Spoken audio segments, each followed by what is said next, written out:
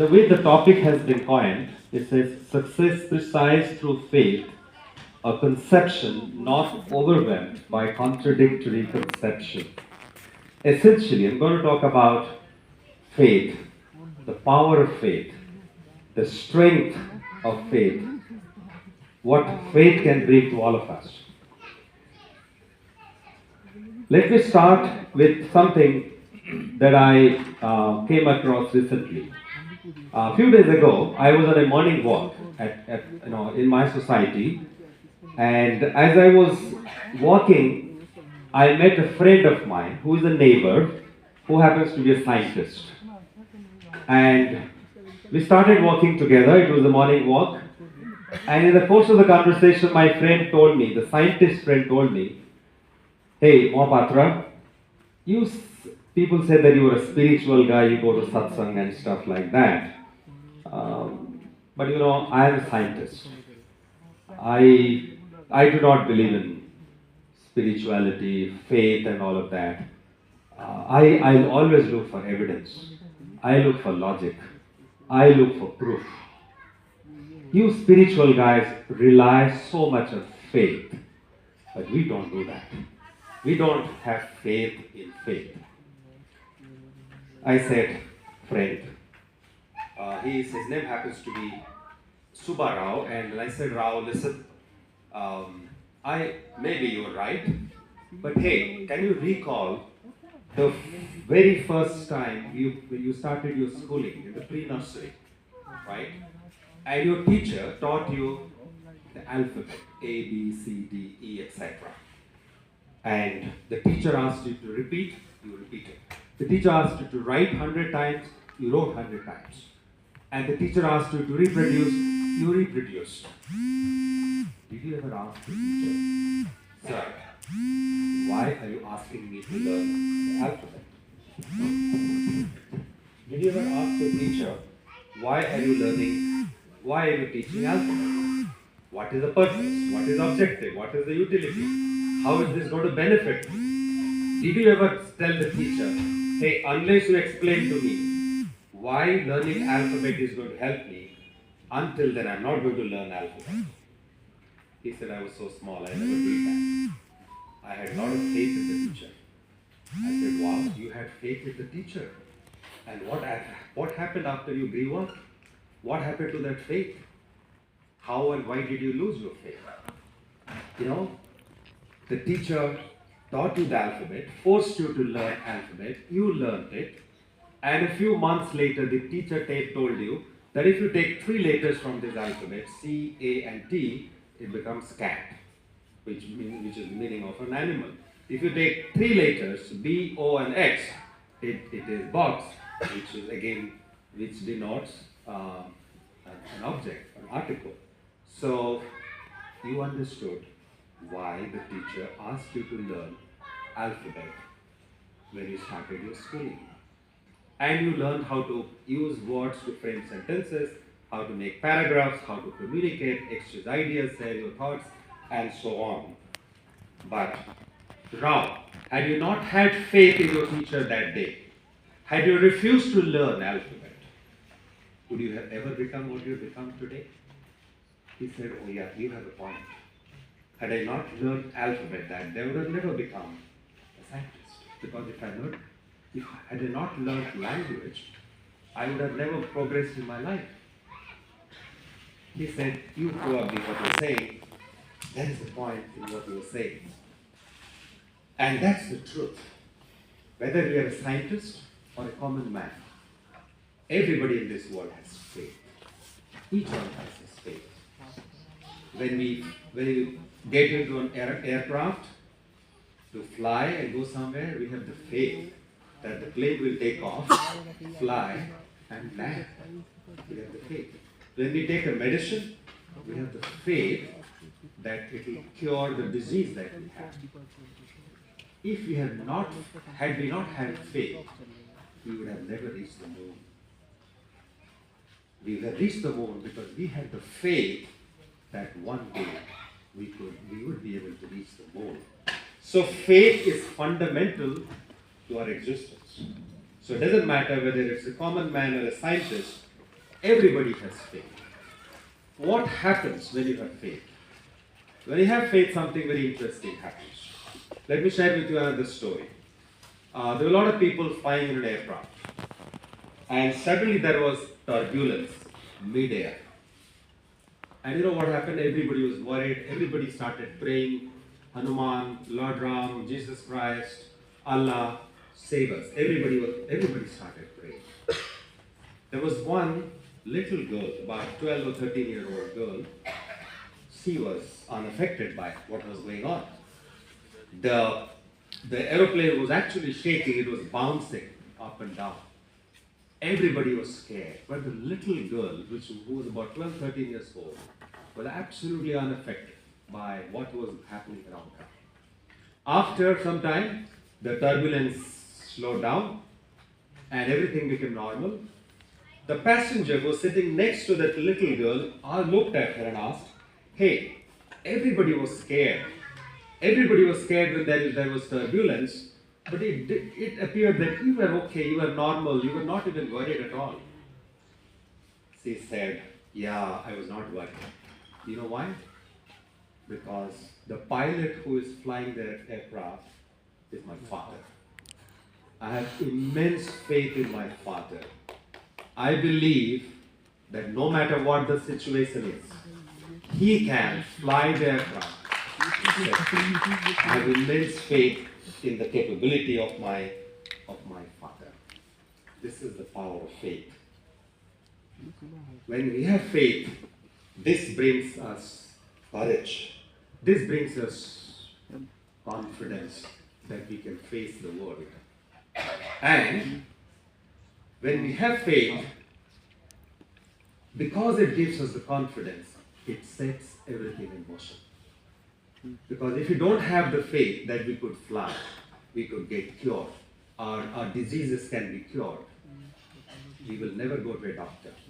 We will never board an aircraft. But because we have faith, it sets everything in motion. Faith sets everything in motion. Sri Sri Thakur Mukul Chandra says, work follows faith. As the faith, so the work. So if you believe that we can fly, we can fly. If you believe by going to this doctor, by following certain lifestyle, my disease will be cured, then I will get into that action and make sure that my disease is cured.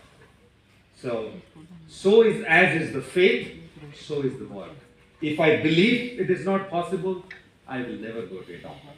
Or if I believe that I should go to some tantric and then try some mantras or whatever, exactly the same work will follow my belief. Tolstoy has said something very interesting. He says, faith is the power of life. If there is no faith, there is no power in life, because if there is no faith, then there is no action, there is no activity, there is no movement, there is no traction. It is the faith which moves our life. It is the faith which takes us forward. So faith is absolutely important in our life. Sri Thakur Mukul Chandra says, the less the faith, the more undeveloped and blunt the intellect. You may be a learned man, but if lacking in faith, surely you are no better than a gramophone record or an ox carrying a load of words. See how profound this statement is. He is saying if you don't have faith, you don't have intelligence. Your intelligence is dented. And if you do not have faith, you do not have vision. If you do not have faith, you do not have activity. You become lazy, you become sluggish, you become inactive. And if there is no vision, how are you going to see the world? How are you going to have any realization? Without action, without experience, without realization, you only become an ox carrying loads of words. Professor Shataru Chakravarti was talking about the limits of words. You can become a great speaker, orator, motivational speaker, but no realization, no experience. If you want to have realization, if you want to want to have experience in life, then all that we need is faith. What is the science of faith? I'm not going to repeat this because Professor Chakravarti also shared this slide. Many scientists say, like my scientist friend Mr. Rao, or Dr. Rao said, we scientists do not believe in faith because we only believe in evidence, logic, etc. But that is this famous scientist, the Nobel laureate, the German theoretical physicist. He says anybody who has been seriously engaged in scientific work of any kind must realize that over the entrance to the gates of the temple of science are written the words, you must have faith. It is a quality which scientists cannot dispense with. A scientist is saying this, not a common man, layman like me who is saying this. He's saying that there are many things which are beyond the domain of science. Science has not fathomed, science has not discovered, science has not understood, but we cannot ignore that. So scientists must have faith if they want to progress in the journey of discovery, if they want to unravel the mysteries of life, if they want to unravel the truths of life, then scientists must begin with faith. When we talk about faith, what is, and then if we try to decode the science of faith, we find something very interesting. A very famous neuroscientist, Dr. Joe Dispenza, he says that when people visualize and deeply believe in their desired outcomes, if they believe that they can get cured, if they believe that they can accomplish a mission, if they believe that they can reach the moon or the Mars, what happens? They can change their brain's neural networks to align their neural networks with the desired outcomes they have in mind. So essentially what it means, and the neuroscientists have discovered that faith can change the structure of the brain. Faith can alter the networks that we have inside our brain. Faith can take us in a direction which can be unimaginable, which we would have never imagined. But if you imagine, if you have a desired goal, and if you imagine that it is possible, and if you have the belief, strong, profound belief, that it can make changes in our brain. And, it's a very important, brain is a very important player in the central nervous system, which can charge our entire body, every organ, every tissue, every cell in the body. And the charged brain can actually move us in a direction which will help us accomplish our goal. If you're walking on the road and then you find 10 people attacking you, what would you do? You would typically run away. You will try to run away from them because you know that you are defenseless. You are one person and there are 10 people. But if a soldier in the army, if he is facing an attack from 10 soldiers from the enemy camp, what does he do? Does he run away? Does he go away? He doesn't do that. Because he has immense faith that he can fight. He can fight till the end. He can kill many of them. Maybe he can win the battle against 10 people. And he doesn't give up. He doesn't stop. He doesn't run away. Because he has the faith. Faith in his ability and faith in the purpose, the higher purpose. He has an attachment towards the motherland. It is attachment. It is a love. What my previous speakers were talking about. That is the foundation of faith. Sister Thakur Chandra says, feeling is the foundation of faith. Without feeling, there is no faith. If I don't love somebody, I cannot trust that person. Can I say, I don't like you, I don't love you, but I trust you? This is not possible. So the beginning of faith begins with love. Is faith blind? A lot of people say faith is blind. A lot of people in the scientific community say that faith is blind. Sri Thakur Chandra says faith cannot be blind. And one devotee asked Sri Thakur, Thakur, is faith blind? He said, how can faith be blind? You have got eyes, I have got eyes, we have vision. How can faith be blind? He said, but Thakur, but faith is not supported by logic. Sri Thakur said, who said that? Who says that faith is not supported by logic? Who says that faith doesn't have a rational base? We call it so because we don't know the logic. That does not mean that faith doesn't have logic. Sri Thakur said there is nothing called miracle in this world. If something happens which is beyond our realm of our vision and our comprehension, we call it miracle. Sri Thakur says miracle is the mirage of the ignorant man. When we go in the desert, we believe that there is water, and when we get closer, we realize it is no water.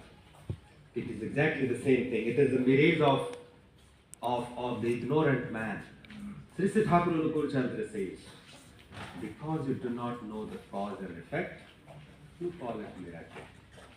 The moment you would understand the cause and effect, when something which is incomprehensible to you, and when that happens, you say, oh, how it happened. It is miracle.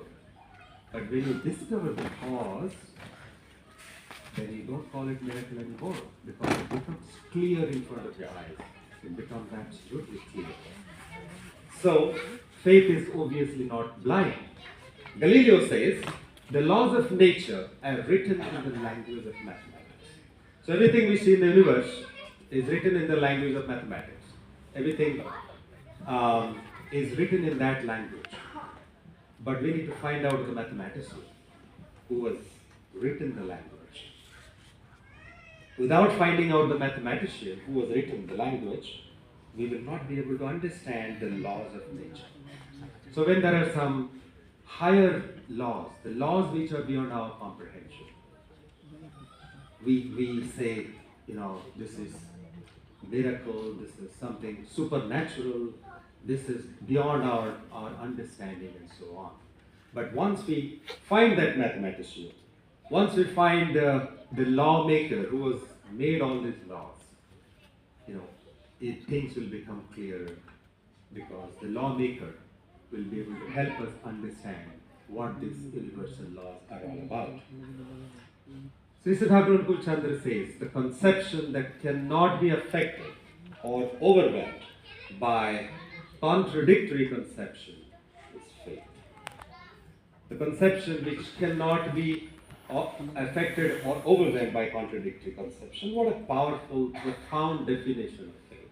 Nobody in this world until today in the history has given such a powerful definition of faith. A conception which is not affected by contradictory conception is faith. There was a small satsang temple in a village of Midnapur district in Bengal. There was a Guru Bhai by the name Sanatanda used to live in that temple. One day there was a cyclone forecast. Very recently we had the cyclone Dana. There was a similar cyclone, very, very dangerous cyclone. Scientists and everybody forecasted there is a very severe cyclone which is going to hit this Midnapur district, and the entire place will be inundated. This forecasted, a lot of people figured out even the temple will also get inundated. Cyclone will probably uproot many trees and so on. The government evacuated people. All people in that village vacated the village. Sanatanda refused to move. He said, I'm not going to go anywhere. His son, his wife, his brother, everybody told him, Are Sanatanda, please, we have to save our life. He said, no, I cannot go. If Thakur's temple is going to get inundated, who is going to take care of Thakur? I must stay back and I must look after Thakur. and everybody else was helpless then because they didn't know what to do. Sanatana refused to budge, and everybody vacated. Sanatana was the only person who was left in the village in the temple. On the exact day and the time, cyclone started coming towards, approaching the district and the village. Believe it or not, about 5 kilometers before the village, the cyclone turned its course and moved in a different direction. People came back after the cyclone. They thought they would probably find the dead body of Sanatana.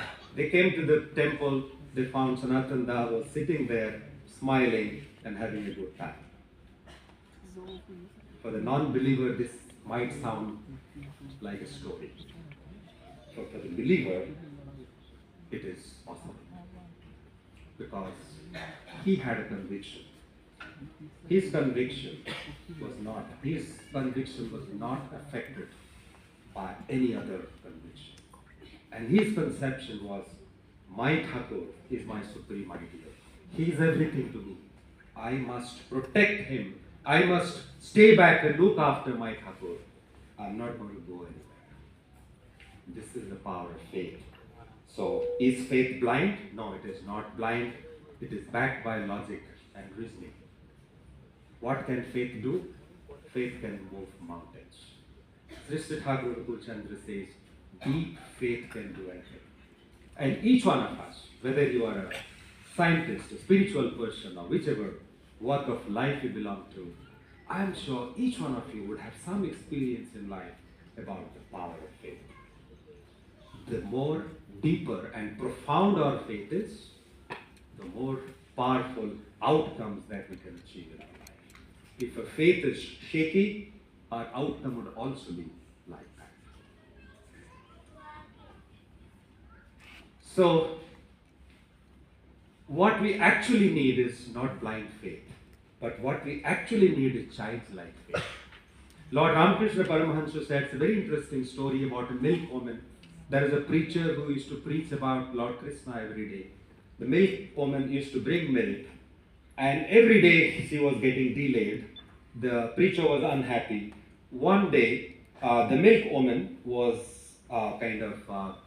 she had brought milk, and then she was, at that time, the preacher was preaching, and the preacher, I know the paper is coming, you don't have to bring it.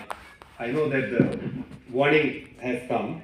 I'll try to wrap it up quickly. So she could listen to what the preacher was saying. The preacher said, if you have faith, if you have profound faith, deep faith, you can also walk on the river. You can walk on the water barefoot. You don't need a boat. One day, the next day morning, the milkwoman was there at the preacher's house very, very early. The preacher was very surprised because every day she was getting late because the boatman was always late in bringing her from the other side to this side. The preacher asked, hey, what happened today? How could you be here so early? She said, Sadhuji, I followed your instructions. You said if you have deep faith, I can walk on water. I exactly did the same thing today. The preacher said, what are you saying? You walked on water? What are you saying? I just don't believe this. She said, Sadhuji, aapne to kaha tha. You only said this. How can you not believe me? Please follow me. Come with me and I will show you. The woman started walking. The preacher started following her. And the lady started walking on the river. The preacher was awestruck looking at the lady. The lady asked him from behind, Sadhuji, please come, please come, please come. The preacher also tried, put his foot in the water, and he got inside the water. He had the power of, so he was like that gramophone record, carrying load of words. He had the power of words, but he himself lacked faith. He did not have faith. But the milkwoman had childlike faith. Her faith was strong, profound. There was no impurities in her faith. It was absolutely pure. So there is a fundamental difference between being convinced and conviction. all of us can get convinced many times in our life. If I'm convinced today, it may change tomorrow. But if I have conviction, like Sanatan, it's not going to change ever. So faith is all about conviction. It's not about being convinced. You get convinced in an argument. Faith is beyond argument. Faith is beyond argument. Faith is about experience. Faith is about love. Faith is about attachment. Where should we put our faith? We should put our faith in somebody who can infuse faith within us. When there is, I was talking about the traveler who travels in the desert and they don't find water, but if they have a camel, if they take the shelter of a camel, if they take a camel with them, or if they go with a camel, the camel can take them to the water sooner or later. Similarly, if you want to find path, if you want to find destination, like the camel, we also need a pathfinder. Camel is the pathfinder in the desert. In our life, the pathfinder is the guide, is the living idea, is the master, is the guru in our life. Without him, there is no realization. There is no realization of our purpose, of our goal, of our objective. The object of faith is the true guide or living ideal. And we need to have faith in the living ideal, a human being who is the embodiment of Godhood. Because we human beings cannot comprehend the infinite God. We need a finite God. We need a God in human form, a guru or a living ideal, Sadguru, in whom we must trust so that he can help us find the path. Sri Thakur describes this in his book Chalar Sati. He says, he in whom you have placed everything of your whole life for as long as you live, whom you know as the bearer of your life, expansion and growth, who is absolute knowledge as known, only that or he is the place for your wholehearted faith. So he is a person who is the upholder of your existence. He is responsible for your existence and expansion. He is the source of knowledge for you. He is the absolute knowledge as known. Only he is your place of faith, your place of wholehearted faith. If your object of faith is awakening you, you would become active, agile, inquisitive, responsible, alert and tactful. Therefore, all faculties would bloom and glow in you. So if you have such a living master, a guru in our life, if he is awakened within us, then intelligence will sprout within us. Knowledge will sprout. Activity will sprout. Love and compassion will flourish, will blossom within us. We'll become responsible, tactful, and when you have the living ideal in a word, all faculties will bloom within us. Most successful people in the world have living ideas in their life. Professor Dalai was giving examples of Hanuman, giving examples of Vivekananda, and many other examples. And I would now, moving to the last part of my presentation, in the interest of time, people ask this question. We understand faith is important, faith is great, faith is... But how do you develop faith? What is the way? What is the technique? What is the meaning? Sri Thakur says love. And we talked about it. Without love, there is no faith. If I don't love you, if I don't like you, I cannot trust you. A man asked Sri Thakur, how do I love? I don't know how to love. I am not able to develop love. So Sri Thakur says something very simple and profound.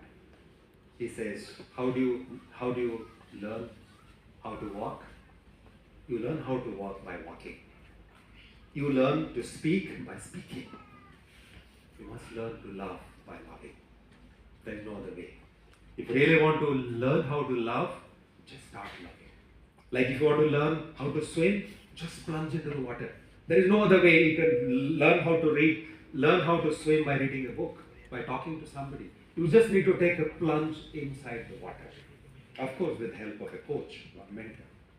If you want to learn how to love, just start loving. That is the only way. It is possible. There is no other way. Futile is the human birth without the awakening of spiritual consciousness. What is the purpose of life? What is the meaning of life? This whole life, no matter whatever you achieve, whatever titles, position, wealth, money that we accumulate, there is no consciousness. If the consciousness is not awakened, if you don't progress towards the eternal objective of life, if you don't move in that direction, if you don't awaken consciousness within us, what is the value of the human life? The human life is nothing but futile. With this, I thank you very much.